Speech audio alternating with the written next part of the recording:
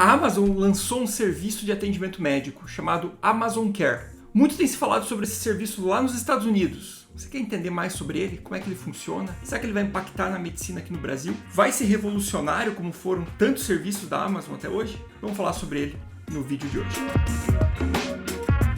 Se você é novo por aqui e ainda não me conhece, meu nome é Gustavo Lenci Marques, eu sou médico, sou especialista em cardiologia e clínica médica, doutor em medicina interna e professor universitário. Aqui no canal eu falo a respeito de temas relacionados à medicina e à ciência da saúde de uma forma simples e descomplicada, direcionada a você que é da área ou não. Vamos falar então sobre esse serviço da Amazon que está dando o que falar lá nos Estados Unidos, o Amazon Care? Bom, esse serviço foi oferecido inicialmente para funcionários da Amazon lá já em 2019, mas em 2021 a Amazon começou a torná-lo comercial. Começou devagarzinho lá em março e no fim do ano começou a atingir várias regiões dos Estados Unidos, o que motivou até um editorial na maior revista científica aí do mundo, a revista médica, que é o New England Journal of Medicine. Bom, mas o que é esse serviço e o que ele tem de tão revolucionário? Quando a gente fala em Amazon, a gente já pensa em algo revolucionário, né? Já que essa empresa foi a que revolucionou o setor do varejo e praticamente dominou aí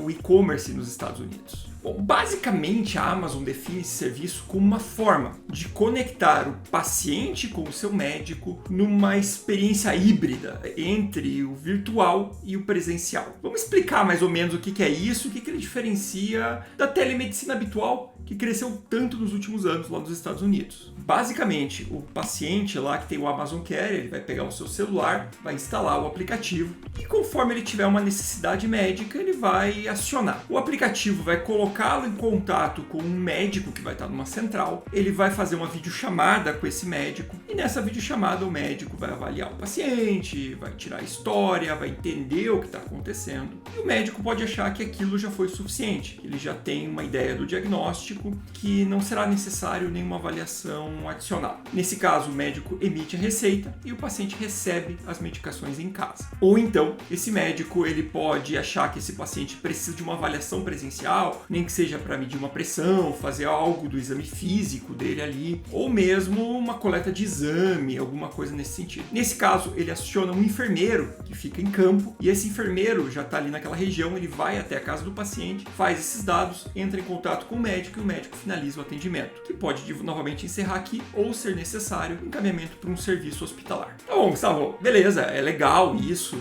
Eu entendo que é diferente um pouco, mas não é tão diferente assim dos serviços de telemedicina, né, que existem por aí. Talvez tenha essa diferença do enfermeiro que vai no lugar, mas não é nada tão revolucionário assim. É aí que vem o diferencial que a Amazon colocou e que motivou toda essa discussão lá nos Estados Unidos. Basicamente, além da vantagem que ela tem, que ela mesma vende o remédio, né? Então o médico prescreve, a própria Amazon faz a venda e entrega no paciente em até 2 horas. E só por aí já é um diferencial. Mas o que eles viram vai além disso. Eles não estão fazendo esse serviço meramente como uma consulta virtual, essa consulta que o paciente procura quando ele está doente. Eles resolveram utilizar isso como um serviço de prevenção e promoção à saúde, como se fosse o que nós chamamos aqui de atenção primária, e inclui muito a prevenção. E eles ofereceram esse pacote de serviços para grandes empresas dos Estados Unidos. Então, o funcionário da empresa que aderiu, ele passa a ser acompanhado por um médico. Além de ele ter essa possibilidade em situações pontuais de emergência, fazer o contato com o médico 24 horas, ele tem aquele médico que o acompanha digitalmente no decorrer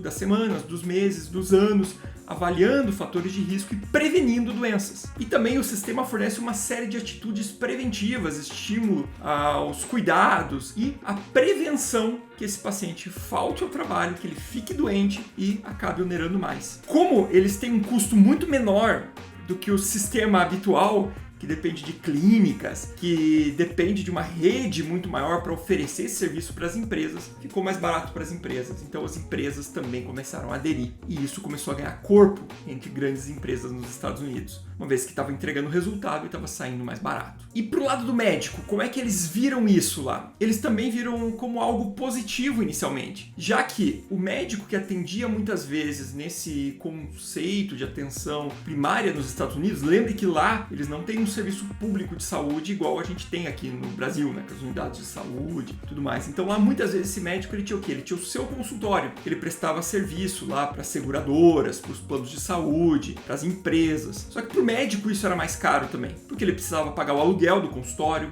ou o aluguel da sala dele, ele tinha gasto com recepcionista, com auxiliares, com os enfermeiros, ele tinha gasto com a limpeza e todo esse gasto ele deixa de existir nesse modelo online. Então muitos médicos viram isso como algo positivo e já tinham tido a experiência por causa da Covid lá na época, que os consultórios começaram a ficar mais vazios e optaram por migrar para isso. Então começou a acontecer uma migração de médicos para esse modelo de serviço e esse modelo de serviço começou também a tomar espaço dos modelos anteriores nessa relação de contratualização com a empresa. E veja que esse modelo ele não substitui o plano de saúde em si, porque o plano de saúde, o seguro-saúde, ele continua existindo para quando o paciente vai hospitalizado, para quando o paciente precisa de um exame mais complexo. Inclusive dentro do próprio sistema da Amazon tem lá qual que é o seguro de saúde do paciente, porque se o paciente imagina que o médico fez o atendimento, ele observou e viu que o que está acontecendo lá na verdade é um AVC. AVC ele não vai poder tratar por telemedicina, mas ele já tem ali qual que é o plano de saúde daquele paciente e ele já faz o acionamento da ambulância para deslocar esse paciente para um hospital conveniado e o sistema também já agiliza todo esse trâmite.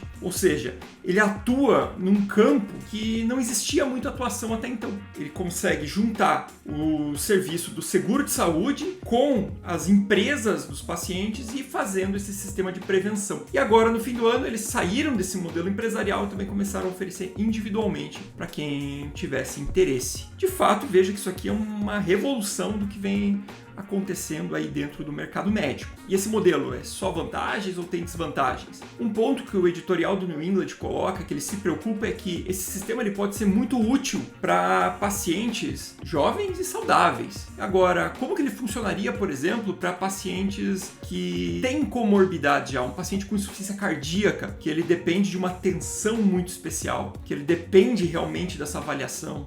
Como que ele se comportaria com pacientes acamados que precisam de um atendimento especial? Então, o editorial ele conclui dizendo que sim, esse método parece ser revolucionário, mas para um nicho muito específico de pacientes, que talvez sejam esses pacientes mais jovens e com doenças menos graves do que esses pacientes muito demandantes, que nessa situação ele não seria resolutivo. Esse paciente não teria ali os benefícios do Amazon Care. Então, o editorial vê como muito promissor nessa área, mas ainda faltando em outras. E aqui no Brasil, isso seria viável? Vale lembrar que aqui no Brasil a gente tem uma regulamentação um pouco diferente para o conceito de telemedicina. Inclusive, o CFM ele só foi normatizar a telemedicina no decorrência da pandemia. E ainda assim, a portaria que ele emitiu a princípio ela é temporária. Ela é válida no contexto de pandemia. Ele não estendeu isso para o longo prazo. A gente acredita que sim, né, que a telemedicina no Brasil ela vai ficar, mas ela não permitiria, por exemplo, essa situação do enfermeiro fazer a avaliação no modelo que ela está regulamentada hoje,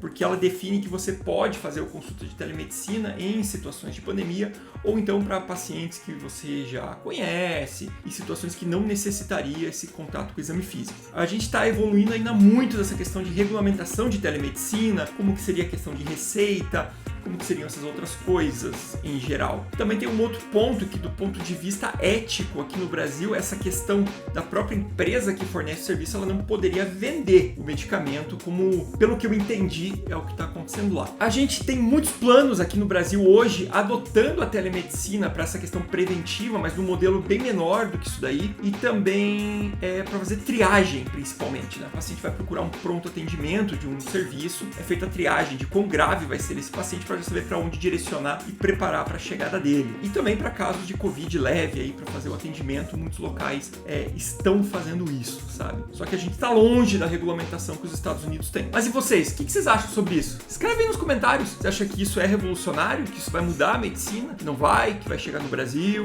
Enfim, escreve aí. Se você gostou desse vídeo, não esquece de deixar o like e compartilha com pessoas que possam gostar também. Muito obrigado e até o próximo vídeo.